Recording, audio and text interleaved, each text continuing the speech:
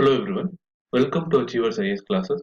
Let's begin our discussion on the current events of 5th April 2018. The first issue news is regarding a petition filed in the Supreme Court to amend the laws so as to prevent candidates from contesting multiple constituencies. The petitioner has sought striking down of Section 33, Clause 7 of the Representation of People Act of 1951, which allows candidates to contest from two constituencies at a time as invalid and unconstitutional.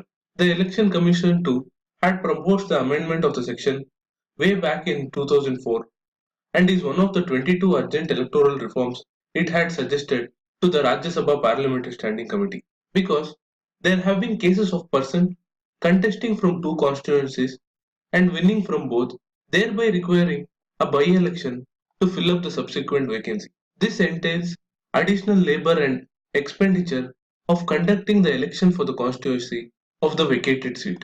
In this regard, it had suggested that a candidate should deposit rupees 5 lakhs in case of assembly election and rupees 10 lakhs in case of Lok Sabha elections for contesting in two constituencies, so that the amount could be used for the conduct of a by-election if he or she were to win both the seats and had to relinquish one of them. We'll further look into this issue once the final verdict of the Supreme Court is out. Till then, let's look into the next issue, which is regarding the setting up of a high-level committee to look into the recent question paper leaks of the CBSE board examinations set up by the Ministry of Human Resource Development. The committee under the chairmanship of V.S. Oberoi will examine all areas of potential weakness in the present system of transporting question papers from printing press to the examinees. Its terms of reference also include suggestions on the possible ways in which the system can be made more secure with the use of technology and minimization of human intervention. The move comes post a major crisis with reports of question paper leaks of Class 10 Mathematics and Class 12 Economics paper, which was denied initially by the CBSE but were later found to be true. For further details on the issue, please go back and watch the monthly current affairs roundup of the previous month. With that, let's look into the next issue, which is an editorial regarding the recent ruling of the Supreme Court introducing safeguards against the misuse of the Scheduled Caste and Scheduled Tribes Prevention of Atrocities Act. As we have already discussed at length, the Supreme Court laid down several guidelines to prevent misuse of the said legislation and to protect honest public servants as well as innocent citizens from vested interests.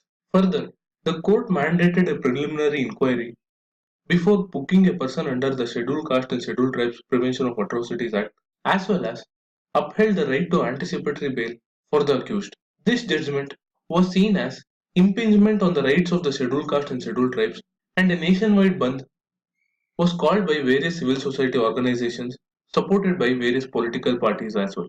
During the bandh, there were violent protests in many parts, which resulted in loss of 9 lives, and both the central as well as state governments were caught unaware by the scale and intensity of the protest. The central government, post this tragic event, filed an urgent review of the judgment of the Supreme Court, which was turned down by the apex judiciary. Even though the judgment of the Supreme Court is the immediate trigger, the perception that in the social environment, where the legal and administrative system is already loaded against the vulnerable communities, the verdict like this may further worsen the fears of the vulnerable sections.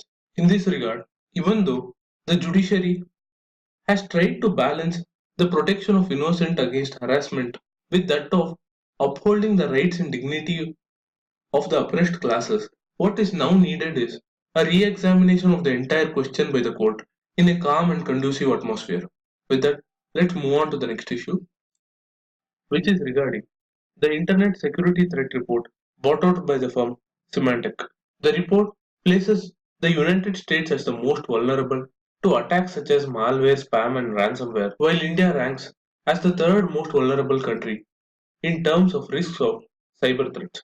The ranking is based on 8 metrics, namely malware, spam, phishing, network attacks, ransomware, etc. The report highlights how the threat landscape has become more diverse as attackers are working harder to discover new avenues of attacks and cover their tracks while doing so. Cybercriminals are increasingly engaging in cryptojacking as the ransomware market becomes overpriced and overcrowded. This is because of the massive profit incentive associated with it, thereby putting people, devices, and organizations at the risk of unauthorized coin miners misusing the resources from their systems. These coin miners infiltrate everything from home PCs to giant data centers, thereby slowing down devices, overheating batteries, and in some cases, even rendering the devices as unusable.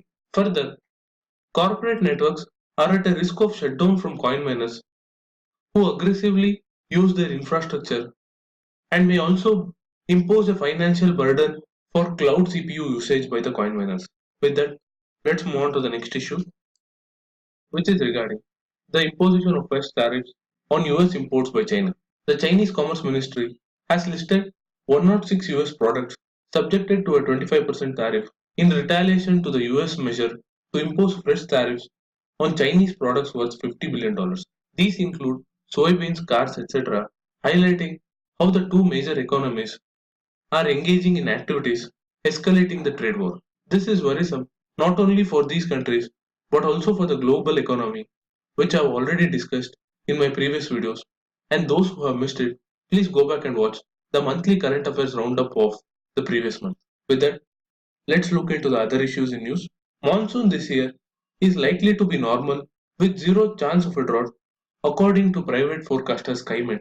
Here, normal rainfall refers to India getting 887 mm of rainfall during the monsoon season with an error margin of plus or minus 4%. However, there is still a chance of below normal rainfall during the months of July and August, which are crucial for a good harvest period. And as we know, Indian agriculture is heavily dependent on the monsoon season. The India Meteorological Department, which is the official forecaster, is also expected to announce its forecast in line with the international weather models, and it too has already indicated that the chances of a El Nino during the monsoon season are minimal during the monsoon of 2018. With that, I conclude today's news analysis. Do share this content if you like it. Thank you for watching. Have a nice day.